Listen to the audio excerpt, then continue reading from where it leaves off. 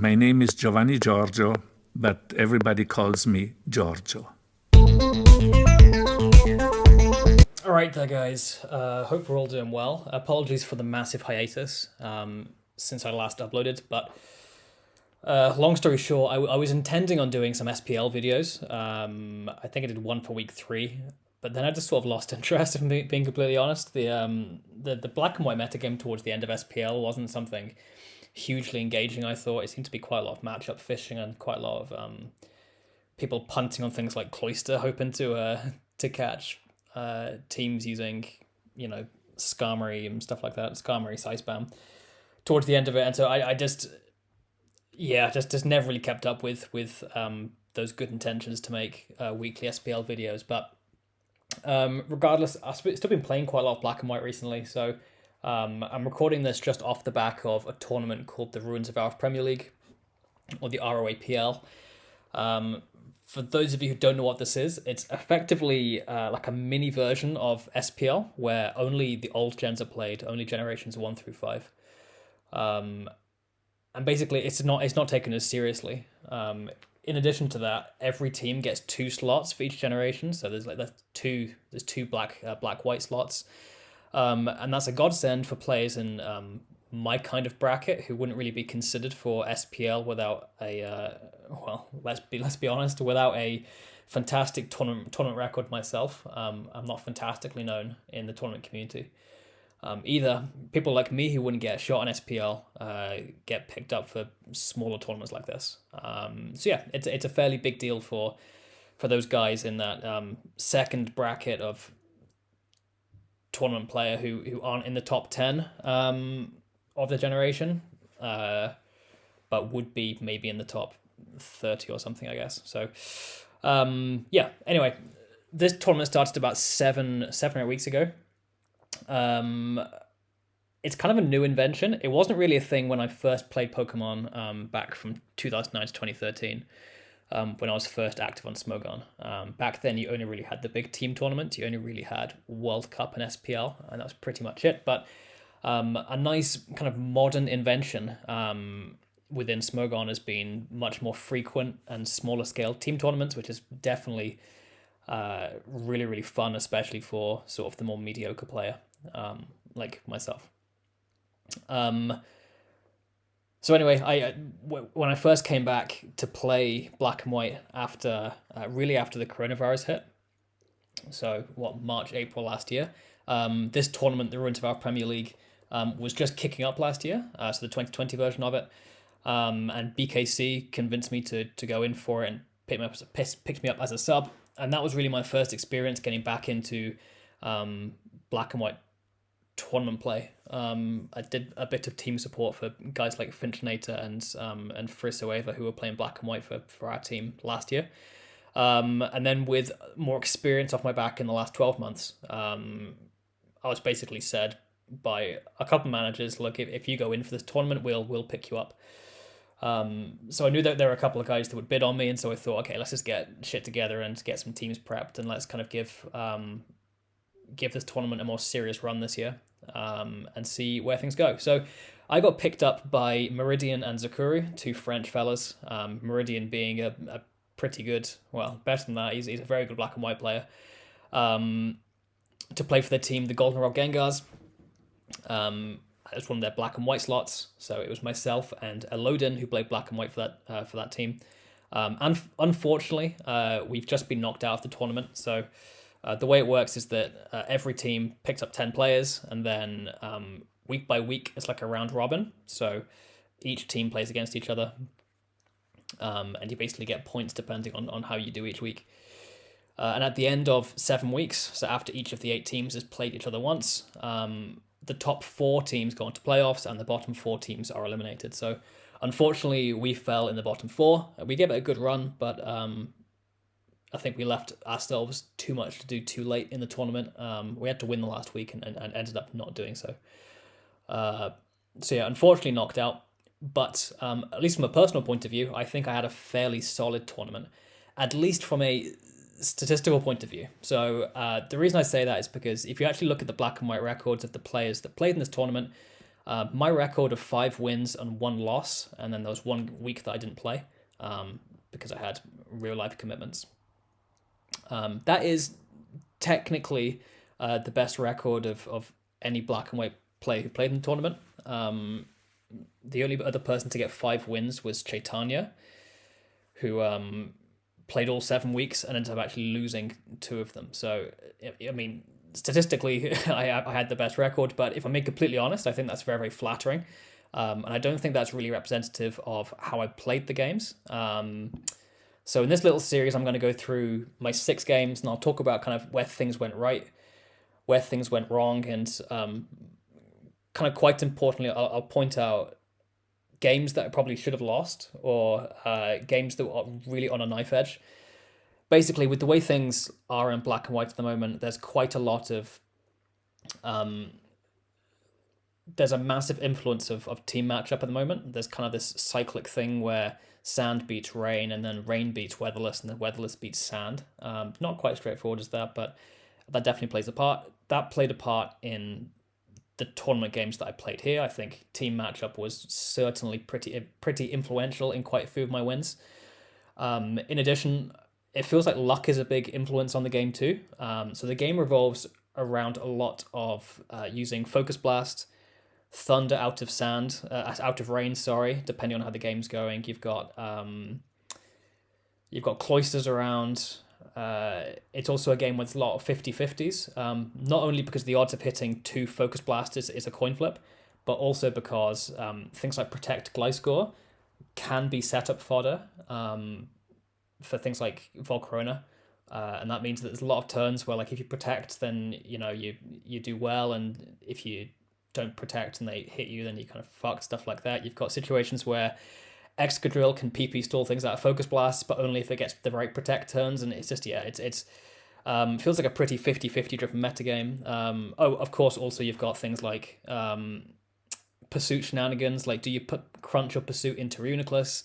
Do you win the Alakazam speed tie? All this sort of stuff. It does feel like black and white at the moment. There's a lot of luck going around, and so I think everyone's trying to minimize that as much as they can. But to an extent, there's a very small pool of top tier Pokemon, and realistically, speed ties are always going to be fairly prominent in that kind of metagame. What else? Yeah, I kind of, as an extension to that there are definitely games where luck went my way. There were games where I came up against top players who didn't have their best day, particularly week 6 against Caetano. This is a week that if we were to play that again 10 more times, I would probably lose all 10 of them, but Caetano, I think, just fell asleep halfway through the game, unfortunately for him, and didn't see a win condition. So, yeah, went 5-1, but I think really that was a hair away from being 4-2, even 3-3, and I think that's a testament to how fickle I think black and white is at the minute, and how the metagame's not in a fantastic place, really. But regardless, I went into this tournament taking it fairly seriously. And I knew going into it the kind of stuff that I wanted to use. I'd fallen into some team building pitfalls in the months prior. So I've just recently actually cleared out my team builder, so there's going to be nothing really interesting here. But, well, we say that as I reveal Doom Desire Jirachi. But, yeah, and then I fucking Kieran team with Jolteon called Standard, and then a fucking Cacturn team. Obviously, this is not serious team building, but regardless, the kind of teams that I'd been really enjoying using were very slow, and basically they attract luck like nothing else. So a really good example of this is this team that I really wanted to use against Star in week 5, and didn't end up doing so. So this sort of thing was the kind of thing that I was spamming in the run up to this tournament, where it's like the fastest Pokemon is Scarftar, and it means you just kind of have to really dance around things like DD Knight and even like Gyarados and Volcarona, all that sort of stuff. They're just really inconsistent against speed boosting Pokemon or anything remotely fast, because one crit and you pretty much lose. For example, with this team, if Keldeo crits Slowking, this team like crumbles to Keldeo after that. or if, let's think of another example, if Latios crits, say it's like a Scarf Latios, right? Say that Scarf Lati crits my Tyranitar while I try to revenge kill, you probably lose the game right there. So yeah, basically I think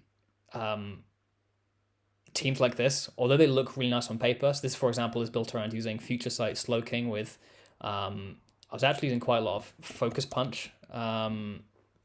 So the actual set was more something like this, using Focus Punch Breloom with Future Sight Slowking, which was really, really brutal in testing. But realistically, these sort of teams are always going to lose to even the slightest bit of hacks. So I just really didn't want to go for anything like that. Similarly, I'd been using a lot of teams that were like,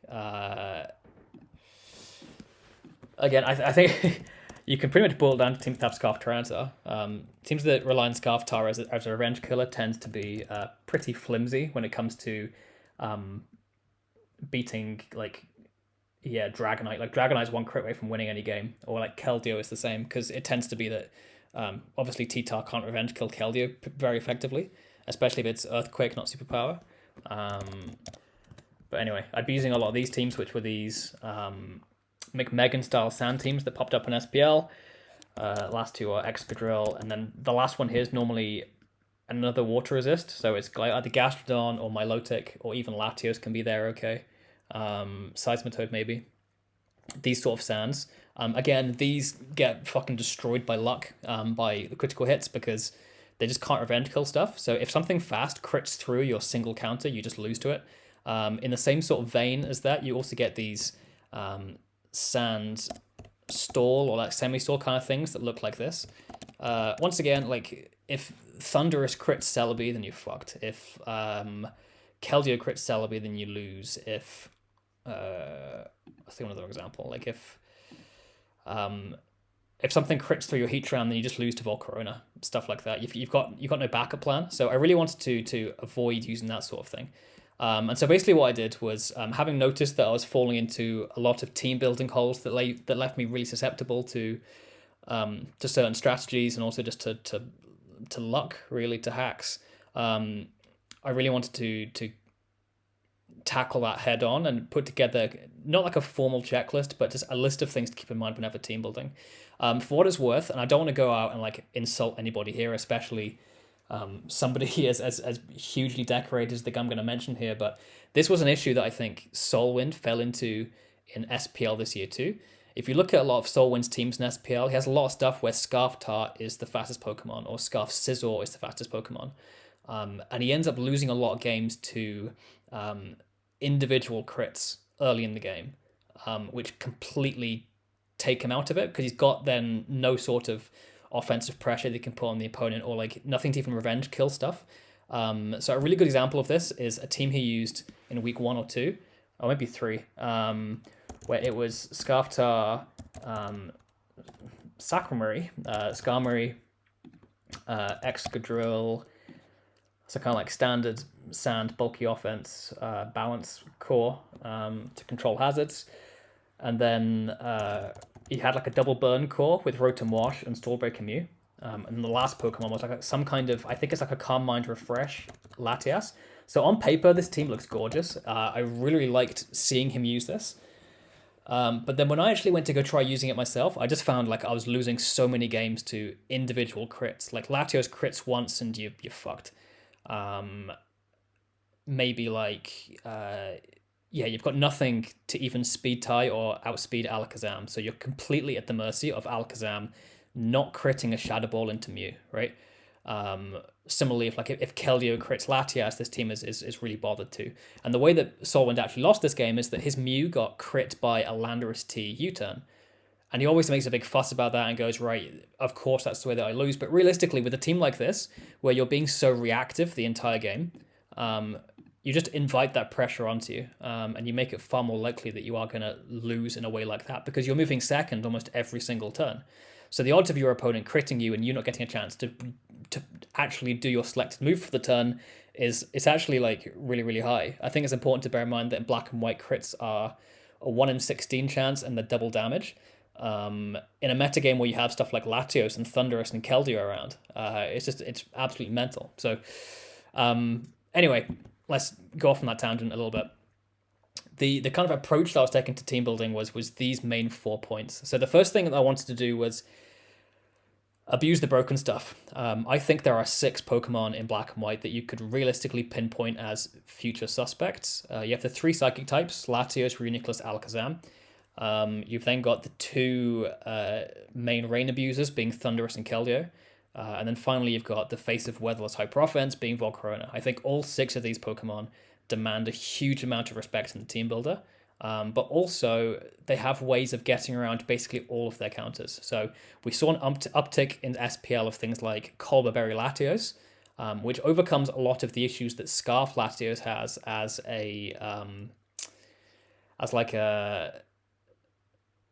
basically Colber Latios. It kind of gets to behave a bit like the choice sets in that it can kind of come in and use its really good defensive utility to check things whilst also forcing damage and progress, but it overcomes its pursuit weakness, so it can enable it to basically escape Tyranitar and force T-Tot to take hazard damage repeatedly. Reuniclus runs tons of sets that can beat individual counterplay. Alakazam also has things like Thunderwave and Encore can mess around with some of its normal counterplay. It can run Hidden Power Fire. It's got a bunch of weird coverage moves. It can even run like Sub Life Orb, although I know a lot of guys don't like that. Thunderous T, we saw an increase in things like Grass Knot, which beats Gastrodon Seismitoad. I'd been using increasingly in the run to this tournament quite a lot of U-Turn Thunderous, which also punishes Celebi really, really hard, and also catches Latios on the switch in. Keldeo can run Sub-CM, it can run Hidden Power Grass, it can run Gems if it want to, Aqua Jet, Payapa Berry. Yep, Keldeo's good. And then obviously Volcarona can tailor itself to beat literally anything it wants between Hidden Powers and Psychic. It can even run Roost 2 attacks or Morning Sun 2 attacks on Sun teams. These 4 Pokemon demand so much respect in the team builder that I think any team that doesn't have at least one of these, it feels like it's already going off the rails from there. If you're not abusing one of these things, I think you're not forcing progress in Black and White. You're probably being a contrarian. Like you're picking maybe suboptimal things almost for the sake of it, with very few exceptions to that. I think obviously stall teams can avoid using any of these 6, but any sort of offense team pretty much needs one of these 6. Otherwise, kind of what's the point in even playing this tier? What's the point even trying to use offense if you're not using one of the 6 best offensive things, right? The second point, this is what I've already covered in depth, was to use more proactive teams and not reactive. So something you will notice is that on all of my teams that I use here, I've got 2 Pokemon faster than Keldeo, always. Every single time I have 2 Pokemon that outspeed Keldeo. Just because 108 is a good benchmark to try and outspeed. If you have 2 faster than Keldeo, then you've also got 2 faster than Terrakion, you have 2 faster than Garchomp, 2 faster than Thunderous, and 2 faster than also the base 100s, just in case something like Salamence did rock up in in this tournament or something. Volcarona too, 2 Pokemon faster than unboosted Volcarona. I think for any sort of bulky offense team, this is nearly essential. And if I go to the teams I actually used here, right, you'll see that Week 1, I've got Latias plus Alakazam. Week 2, I've got Starmie plus a Choice Scarf Salamence, along with 2 priority users. Week 3, Latios Alakazam. Week 4, Scarf Latios and Tornadus, along with priority Mamoswine. Week 6, Latios Alakazam. Week 7, Scarf Tar, Latios Alakazam, along with Custard Berry Skarmory. Yeah. Every single team I used here, not all of these teams are like hyper offensive by any means, but all of them have at least 2 Pokemon that can set up on that can outspeed and revenge kill things in that base 100 to 108 speed tier. The second part of this I want to bear in mind as well is that I've always got one Pokemon that at least speed ties with Alakazam, if not outspeeds it, right? So you can see here I've got 4 Alakazam usages. Even on the teams that don't have Alakazam, I've got a dedicated Choice Scarfer. So I've got Latios and Salamence on the week 2 and 3 teams. That's a really conscious decision, just because Alakazam's really scary, and running a team that always that never has a chance to outspeed it ever feels awful in black and white. Secondly, by having that second revenge kill that's just a little bit faster. In the case of Alakazam, like it means that you've got, because you have Focus Ash, it's like really robust as a revenge killer. It means that you're never default swept by things like Dragonite or Gyarados or Volcarona. You've always got an out against them. And I felt that's really important in this kind of high profits meta, just for boosting consistency. The really important thing about that is it means that, so when I say proactive, not reactive here, that means two things. It firstly means that you're never relying on evading crits to beat things. So you'll see I've got a lot of teams that have Skarmory, but Skarmory isn't my only way of beating Dragonite, because I've always got Hidden Power Ice Alakazam in the back, or Choice Scarf Latios, for example.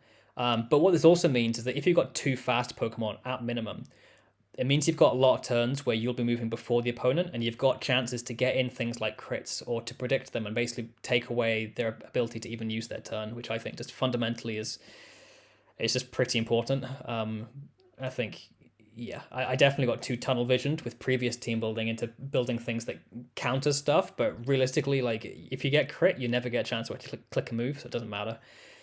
Secondly, I wanted to make sure I was avoiding Pokemon that were inherently setup fodder unless I had a really good Scarfer in the back. And for this reason, I don't think I used Celebi all tournament.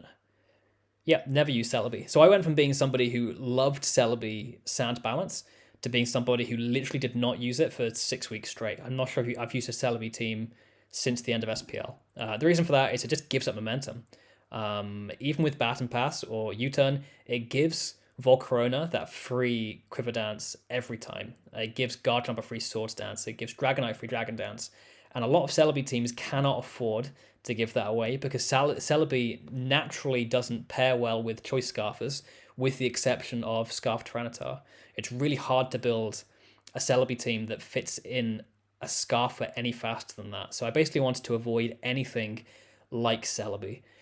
The only Pokemon here that I would say is consistently setup fodder is Gliscor, but I think Gliscor, you can get away with it for reasons I don't think I can put to words really, but generally these teams don't have anything that is easy to set up on, with the exception of Gliscor. And even on some of these sets that you think look like you could set up on them, things like Latias, right, is offensive Latias is one of like the easiest setup fodder Pokemon in existence after it uses Meteor. I was really insistent on using Thunder Wave on this Latias set, just to make sure that you weren't giving a Volcarona or a Dragonite a free turn or something. Similarly, I had a team later on where I couldn't afford to give free turns to Thundurus, for example, or Volcarona. So I've got Endeavor Ferrothorn, which means that if you do get chipped low, you can always do a lot of damage to them and make sure it's not free. So yeah, always making sure that I'm not using stuff that's inherently setup fodder. And finally, like I mentioned, like teams that are slow and don't have can't revenge kill stuff and are always relying on pivoting around, they're really susceptible to getting lucked, especially in a format where you have 1 in 16 crit chances that do double damage. It just seems like suicide to run teams that are completely passive. I basically follow on from that here. Like, I wanted to minimize the influence of luck. Like I said, Focus Blast is a really, really big deal in black and white, and I wanted to make sure I could avoid using Focus Blast as much as possible. So I wanted to build teams that minimize the influence of luck. Firstly, by using, again, 2 Pokemon faster than Keldeo always, just to make sure that if you are crit by something fast and strong, you can at least revenge kill it. Secondly, I wanted to use Grass Knot and Signal Beam Alakazam as much as possible. I think I only really used that in week 1, so I didn't really follow through on that myself. But yeah, Grass Knot Alakazam week 1, just to make sure you never click on Focus Blast. And then what else? I think this was Grass Knot 2. No, I used Grass Knot week 3 as well, just to make sure that, yeah, you never have to risk a focus in the late game. I used an interesting set in week 3, or week 5, sorry. So I used this kind of strange Thundurus set, which was sub with U-Turn, which I felt I didn't do this consciously, but in practice, this allows you to get out of situations where you need to click Focus Blast against Tyranitar. So for example, you can just set up a sub on a free switch, and then U-turn against Tyranitar from behind the sub, and get the damage on that you want, evade pursuit without needing to risk that 70% chance, stuff like that. So a lot of these teams just really limiting how often they need to risk Focus Blast. Similarly, in week 6, I used a team against Caetano where it's Psy Spam, so it wants to force damage on Tyranitar, and Reuniclus is a good way of doing that, but I didn't want to rely on Reuniclus having to hit a Focus Blast to burn Choppleberry on Tyranitar. So I used this set that was Trick with Sticky Barb, and the idea being that Sticky Barb cripples the vast majority of Reuniclus switch-ins, but even if you do get rid of Sticky Barb in the early game, say you've got leftovers on you now, you've got like a Toxic Orb on you from Gliscor, or maybe you're even completely itemless because you've been knocked off. Having the ability to Trick against Tyranitar, even though you have Focus Blast that you could use, it removes Choppleberry, and it means you only have to rely on one focus in the late game and not two.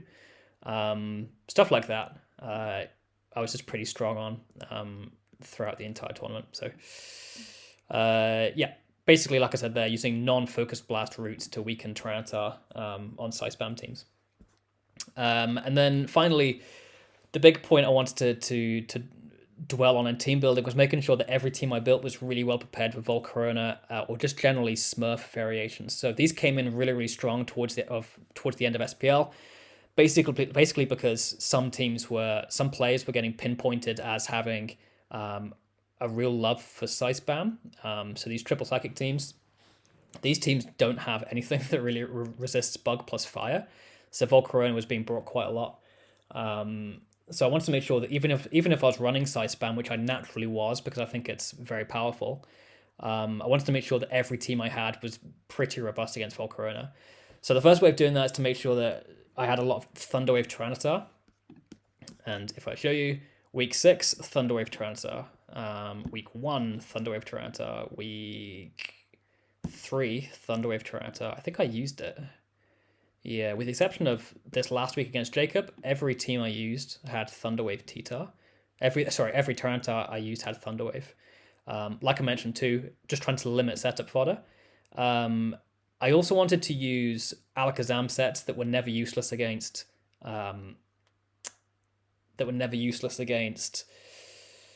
Volcarona. So there are a few Alakazam sets that are quite bad against Volk. So for example, if you use something like this, but with Psychic, Psybeam, Psychic, this Alakazam set can't revenge kill Volcarona very well. But something I did throughout the entire tournament was to switch from Psychic across to Psyshock. Psyshock hits on the physical defensive side and means that you always do like between 55 and high 60s to Volcarona, which is really, really clutch in testing. It means that basically if you can keep Stealth Rock up, you've always got a way to beat Volk, which I found to be really, really valuable. In addition to that, a lot of the teams I built were basically knowingly trying to find ways to have near auto wins against Smurf. And I really pinpointed 3 Pokemon that I thought were very, very strong in Smurf meta. The first one was Heatran. Not defensive Heatran, though. I think offensive Heatran. So the set I used in particular was this one in the last week. Was Air Balloon Flame Charge Heatran. I thought was really, really strong in Smurf meta. Unfortunately, it doesn't fit on many teams. Second one was Salamence. So in week 2, I used Smurf myself, but I used a Choice Scarf Salamence variant. This seems to be very, very strong against quite a few styles of Smurf, as well as good against some Psy Spams too, if you've got something to remove Skarmory and Alakazam. And then finally, Tornadus. So something that you notice about Smurf teams is they almost never run a flying resist. That's because their steel is Scizor. Now, you do see variants that have Jirachi over Scizor and therefore do have a flying resist, but for the most part, they don't have that. And so I wanted to use a Tornadus team at some point. As you can see here, this Torn team also has a pretty good matchup against Smurf, just because they don't switch into Tornadus at all. So yeah. those were really the main takeaways I had for team building, was to basically abuse the best Pokemon, to use teams that were proactive and fast, and move away from my preferred playstyle, which is generally a lot more passive and stally. To minimize the influence of luck by basically knowing that Focus Blast is important, but try to limit the number of times I would ever have to click it. And then finally, to prepare as hard as possible for Smurf, with a lot of Thunder Wave, a lot of Psyshock Sam, and a lot of Pokemon that take advantage of Volcarona and set up on it, things like Heatran and Mence. So yeah, I think I'll leave it for there. That's been, I don't know how long that's been, but yeah, I'll leave that there. And in the next video, I'll start going through individual team analysis for some of these, and go through some of the games. But cheers for listening, guys. Hope you enjoy the rest of the series, and yeah, catch you in the next one.